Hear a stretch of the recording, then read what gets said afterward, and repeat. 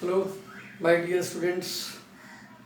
Again, I am here present with the class of biology for class 9. And today we shall study about protoplasm and nucleus in the chapter Cell, the basic unit of life. Protoplasm is made up of two terms, proto and plasma. Proto means first, while plasma means something formed. It means it is the plasma which is the material which is first form material which is living, which is a living matter. That's why protoplasm is called living matter. No doubt, protoplasm is made up of different types of molecules of proteins, different types of nucleic acids, fats, lipids. These all are molecules and these all are non-living things. These all molecules are made up of atoms and those are also non-living things. But these atoms and molecules make the first living thing, that is protoplasm. This protoplasm has two forms. When we see in the diagram of cell, we find two places. One place cytoplasm written, and which is found between the cell membrane and nuclear membrane, and nucleoplasm is found inside the nucleus. It is a jelly-like, paste-like matter. It is neither solid nor liquid, semi-solid matter. So the jelly-like matter between cell membrane and nuclear membrane is called cytoplasm. This protoplasm, and here the cytoplasm is made up of 90% water. It means it's 90% is water. The remaining 7% is protein, 2% is made up of lipid and carbohydrates, and last 1% is made up of inorganic matters, vitamins, minerals, etc.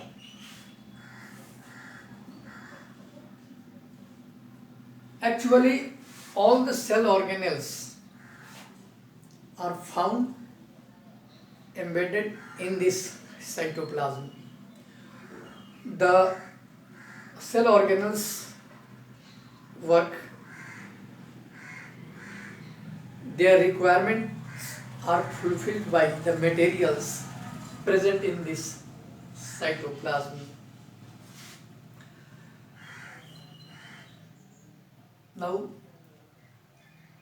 when we see the nucleus, inside the nuclear membrane, there is a jelly-like semi-solid matter that is called nucleoplasm. Its composition is more or less similar to this cytoplasm.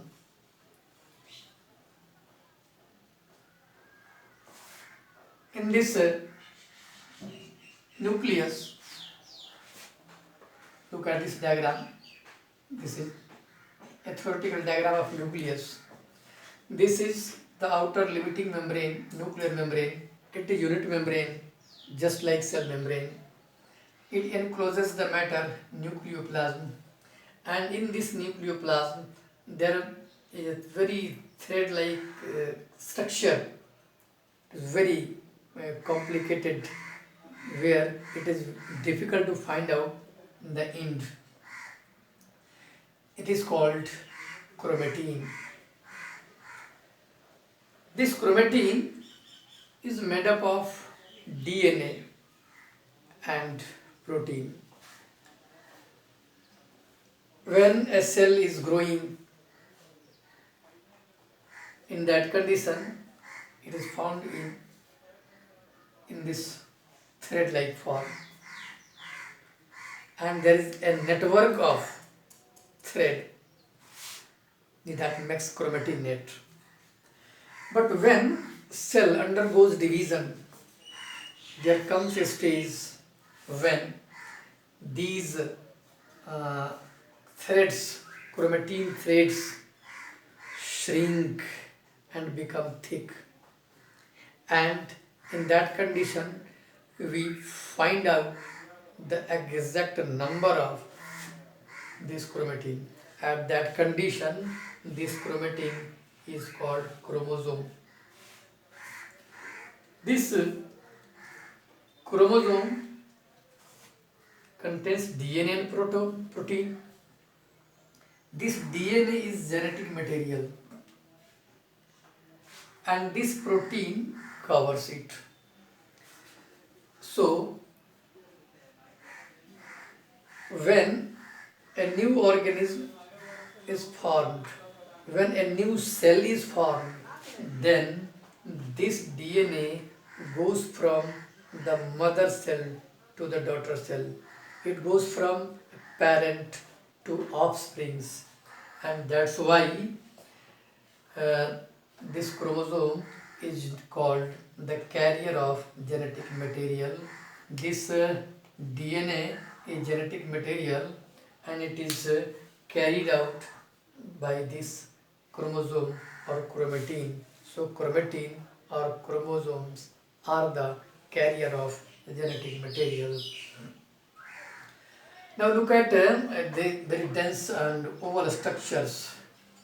These are nucleolus. These nucleoli, if there are more than one nucleus, we say nucleoli.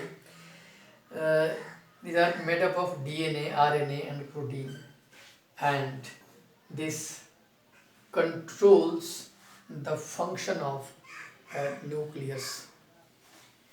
So this is a very simple outline of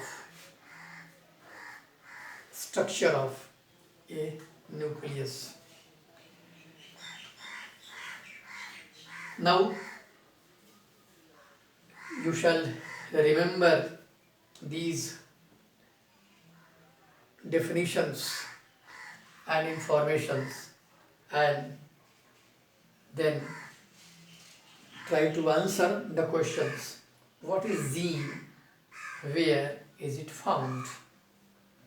And what are cytoplasm and nucleoplasm? Thank you. Have a nice day.